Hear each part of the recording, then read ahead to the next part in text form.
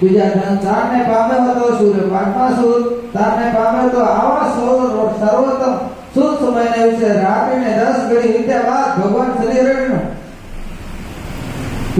શ્રી હરિના પ્રાગટ્યનો સમગ્ર ત્રિલોકીમાં આનંદ મહોત્સવ શ્રી હરિના પ્રાગટ્ય સમયે સમગ્ર પૃથ્વીમાં અને સર્વલોકમાં પણ ઉદાર મનના મહાપુરુષોને ત્યાં મહાન ઉત્સવ ઉજવાયા. શ્રી હરિના પ્રાગટ્યના હર્ષથી ભાવિકો બનેલા નરનાળીઓ અન્ય ક્રિયાનો ત્યાગ કરી પ્રાગટ્ય મહોત્સવ ઉજવવા લાગ્યા. આનંદિત થયેલા ઇન્દ્રાદિક દેવતાઓ પણ કરવા લાગ્યા. ઉર્વશી આદિ અપ્સરાઓ નૃત્ય કરવા લાગી. વિપ્રોના અગ્નિકુંડોમાં ભસ્મથી આવૃત અગ્નિનું પણ તત્કાળ પ્રજ્વલિત બન્યા. સત્પુરુષોમાં કામાદિક અંશત્રુઓથી રહિત નિર્મળ થયા અને કોલસા અને નાસ્તિકનો આચાર્યપદ મતથી રાખતા એવા પાપથી ભરપૂર તેમજ મનુષ્યના રૂપના રહેલા દૈત્યો અને રાક્ષસોના મનના એકાએક પોતાના ભાવિ વિનાશોનું સૂચક ત્રાસ ઉત્પન્ન થયો. અને શ્રી હરિના પ્રાગટ્ય સમયે રાજાઓના મનખાના બેડીઓના બંધનથી બધાયેલા મનનો બંધન તાત્કાળ છૂટી ગયા. સહજ વિરુદ્ધિ વાળા પ્રાણીઓને પણ તે સમયે પોતાની વૈરવૃત્તિ નો ત્યાગ કરી દીધો.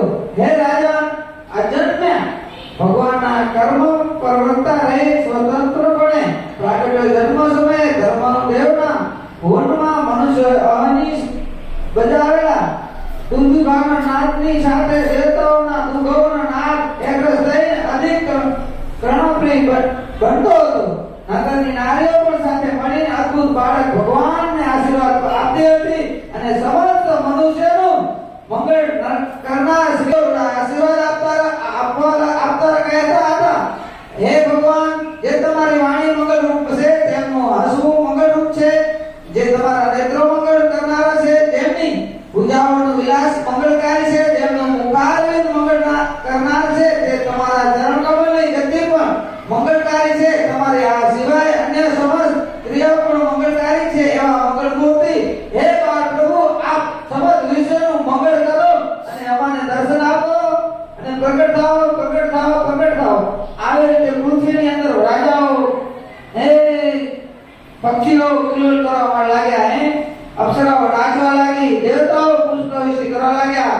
આવો રોજ નક્ષત્ર 10 વાગે ને 10 મિનિટે ભગવાન પ્રાગટ્યનો સમય થવા લાગ્યો અને નૃત્ય કરવા લાગી. હે ત્યારે સભ્યા ગામમાં જાણે આમ આનંદ સવારે રહ્યો કે આલો સભ્યા ત્યાં છે ત્યારે સભ્યા ભાગવા લાગ્યા. નરનારીઓ દોડીને દર્શન કરવા લાગ્યા કે આ તે સભ્યામાં ગયો છે, ત્યાં જરૂર ભગવાન પ્રાગટ્ય થવાના હશે. બધાને પણ ખ્યાલ આવી ગયો. ફટાફટ દોડવા લાગ્યા, આમ જબરદસ્ત ભાગવા લાગ્યા. આમ દોડતા બધા સભ્યા નરનારી પહોંચ્યા.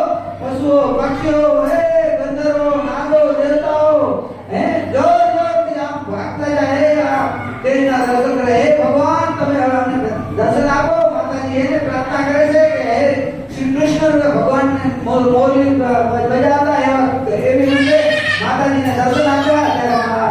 માતાજી કહે છે, હે ભગવાન, તમે જેને મારા ઉદરમાં થઈને મને પ્રગટ થાઓ એવા મારા દર્શન બાળકે દર્શન કરવા છે.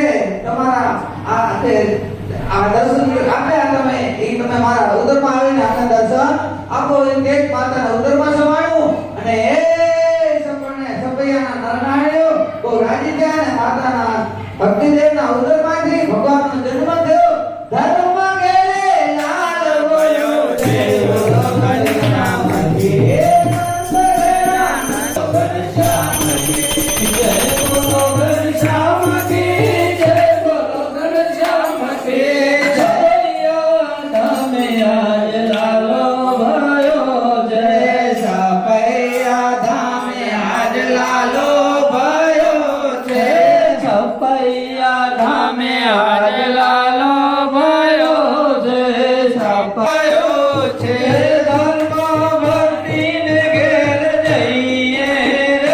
હાલો હાલો ધામ